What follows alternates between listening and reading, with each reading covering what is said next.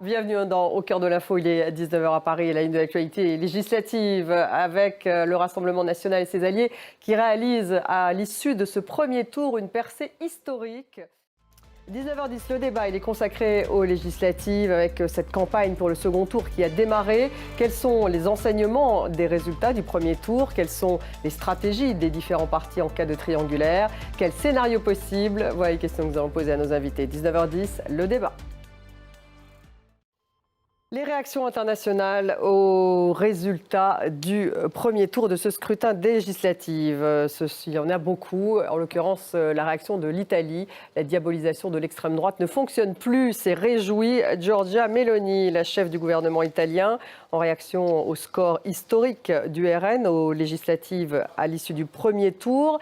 Berlin se dit au contraire inquiet pour l'Union européenne. Florilège des réactions internationales avec Anna Pereira. Juliane Colling, notre correspondant. Juliane, bonsoir. Quel est le regard de Moscou sur ces législatives françaises?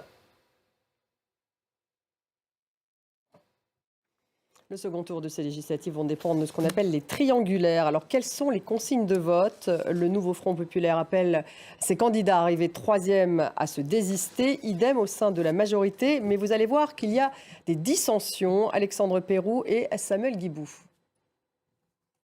La Hongrie de Viktor Orban prend la présidence du Conseil de l'Union européenne. Les différends entre Bruxelles et Budapest sont nombreux. Orban a régulièrement bloqué les discussions sur des sujets comme l'Ukraine ou encore l'immigration. Récit Marion Laurie.